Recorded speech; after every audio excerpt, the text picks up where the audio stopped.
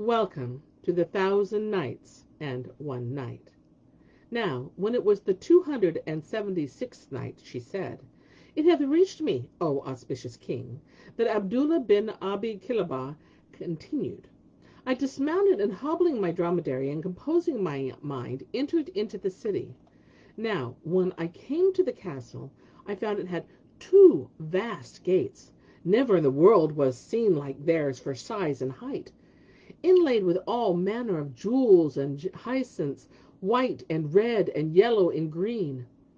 Beholding this, I marveled with great marvel, and thought the case mighty wondrous. Then entering the citadel, in a flutter of fear, and dazed with surprise and affright, I found it long and wide about, equalizing all Medina in point of size. And therein were lofty palaces laid out in pavilions, all built of gold and silver, and inlaid with many-colored jewels and hyacinths and crystallites and pearls. And the door leaves in the pavilions were like those of castles for beauty, and their floors were strewn with great pearls and balls, no smaller than hazelnuts, of musk and ambergris and saffron. Now, when I came within the heart of the city, and saw therein no created beings of the sons of Adam, I was near swooning and dying for fear. Moreover, I looked down from the great roofs of the pavilion chambers and their balconies, and saw rivers running under them. And in the main streets were fruit-laden trees and tall palms. And the manner of their building was 1 brick of gold and 1 of silver. So I said to myself, doubtless, this is the paradise promised for the world to come. Then I loaded me with the jewels of its gravel and the musk of its dust, as much as I could carry, and returned to my own country, where I told the folk what I had seen. After a time, the news reached Ma'awah, son of Abu Sufyan, who was the caliph in Al-Hijaz. So he wrote to his lieutenant and son of Al-Yaman to send for the teller of the story and question him of the truth of the case. Accordingly, the lieutenant summoned me and questioned me of my adventure and of all appertaining to it. And I told him what I had seen, whereupon he dispatched me to Muawiyah, before whom I repeated the story of the strange sights. But he would not credit it. So I brought out to him some of the pearls and balls of musk and ambergris and saffron, in which later there was still some sweet savor. But the pearls were grown yellow and had lost pearly color. And Shahrazad perceived the dawn of the day, and ceased saying her permitted say. Now, when it was the 277th night, she said, It hath reached me, O auspicious king, that Abdullah, son of Abu Kilabah, continued. But the pearls were grown yellow and had lost pearly color. Now Muawiyah wondered at this, and sending for Ka'b al-Habar, said to him, O Ka'b, I have sent for thee to ascertain the truth of a certain matter, and hope that thou wilt be able to certify me thereon. Asked Ka'b, What is it, O commander of the faithful? And Muawiyah answered, What is thou of any city founded by man, which is built of gold and silver, the pillars whereof are the crystallite and rubies, and its gravel pearls and balls of musk and ambergris and saffron? He replied, Yes, O commander of the faithful, this is Iram, with pillars decked with dight, the like of which was never made in the lands, and the builder was Shaddad, son of Ad the Greater. Quoth the Caliph, Tell us something of its history. And Ka'b said, Ad the Greater had 2 sons, Shaddid and Shaddad, who, when their father died, ruled jointly in his stead. And there was no king of the kings of the earth, but was subject to them.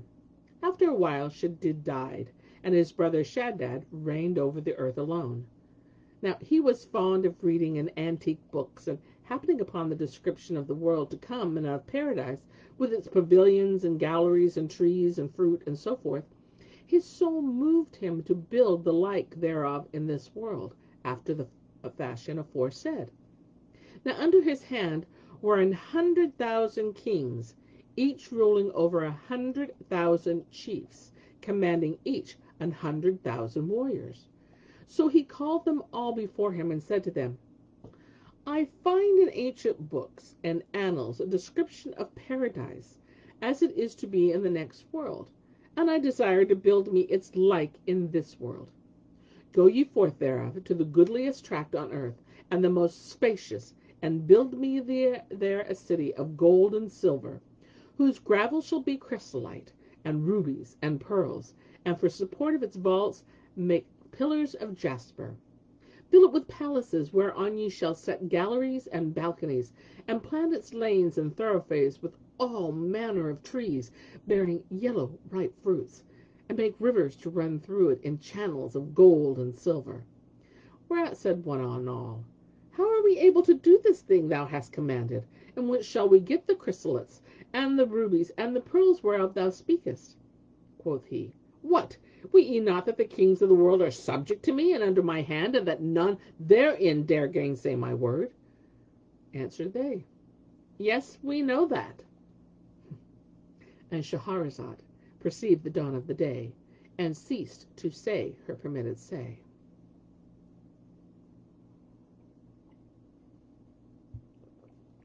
Now, when it was the 278th night, she said, It hath reached me, O auspicious king, that the lieges answered, Yes, we know that. Whereupon the king rejoined, Fare ye then to the mines of chrysolites, and rubies, and pearls, and gold, and silver, and collect their produce, and gather together all of value that is in the world, and spare no pains, and leave naught, and take also for me such of these things as to be in men's hands, and let nothing escape you. Be diligent, and be aware of disobedience.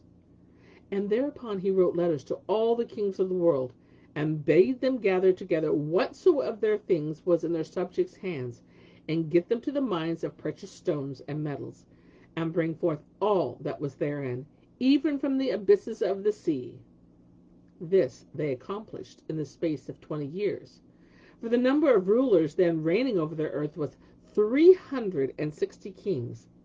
And Shaddad presently assembled from all lands and countries architects and engineers and men of art and laborers and handcraftsmen, who dispersed over the world and explored all the wastes and wolds and tracts and holes. At last they came to an uninhabited spot, a vast and fair open plain clear of sandhills and mountains, with founts flashing and rivers rushing, and they said, This is the manner of place the king commanded us to seek and ordered us to find. So they busied themselves in building the city, even as bade then Shaddad, king of the whole earth, in its length and breadth, leading the fountains and channels, and laying the foundations after the prescribed fashion. Moreover, all the king of earth's several reigns sent thither jewels and precious stones, and pearls large and small, and carnelians, and refined gold, and virgin silver upon camels by land, and in great ships over the waters. And there came to the builder's hand of all these materials so great a quantity as may never neither be told, nor counted, nor conceived. So they labored at the work 300 years. And when they had brought it to an end, they went to King Shaddad, and acquainted him therewith. Then said he, Depart, and make thereon an impregnable castle, rising and towering high in air, and build around it 1,000 pavilions, each upon 1,000 columns of chrysolite and ruby, and vaulted with gold, that in each pavilion a wazir may dwell. So they returned forthwith, and they did this in the other 20 years. After which again they presented themselves before the king Shaddad, and informed him of the accomplishment of his will. Then he commanded his wazirs, who were 1,000 in number, and his chief officers, and such of his troops and others as he put in trust in, to prepare for departure and removal to the many-columned Iram, in the suite at the stirrup of Shaddad, son of Ad, king of the world. And he bade also such as he would of his women, and his harem, of his handmaids and eunuchs, made them ready for the journey. They spent 20 years in preparing for departure, at the end of which the time Shaddad set out with his host. And Shahrazad perceived the dawn of the day, and ceased saying her permitted say.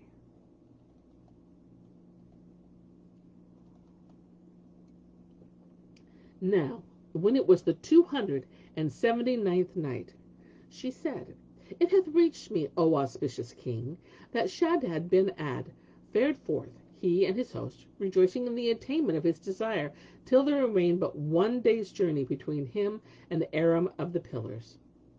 Then Allah sent down on him and on the stubborn unbelievers with him a mighty rushing sound from the heavens of his power, which destroyed them all with its vehement clamor, and neither Shaddad nor any of his company set eyes on the city. Moreover, Allah blotted out the road which led to the city, and it stands in its stead unchanged until the resurrection day and the hour of judgment. So Ma'awiyah wondered greatly at Ka'b al-Habar's story and said to him, Hath any mortal ever made this way to that city? He replied, Yes, one of the companions of Mohammed, on whom he's blessings and peace, reached it, doubtless and for sure after the same fashion as this man here seated. And quoth Al-Shamat, It is related on the authority of learned men of Himyah in Al-Yaman, that Shaddad, when destroyed with all his hosts by the sound, was succeeded in his kingship by his son, Shaddad the Lest, whom he left vicegerent in the Hazramut and Saba when he and his march upon many-columned Iram. Now, as soon as he heard of his father's death on the road, he caused his body to be brought back from the desert of Hazramut, and bade them hew him out a tomb in a cave, where he laid the body on a throne of gold, and threw over the corpse 70 robes of cloth of gold, purfled with precious stones. Lastly, at his sire's head, he set up a tablet of gold, whereon were graven these verses: Take warning, O proud, and in length of life vain. I'm Shaddad, son of Ad, of the castles Castilian, lord of pillars and power, lord of tried might and main, whom all earth's sons obeyed, for my mischief and bane, and who held east and west in mine awfulest reign. He preached me salvation, whom God did assain, but we crossed him and asked, Can no refuge be ta'en?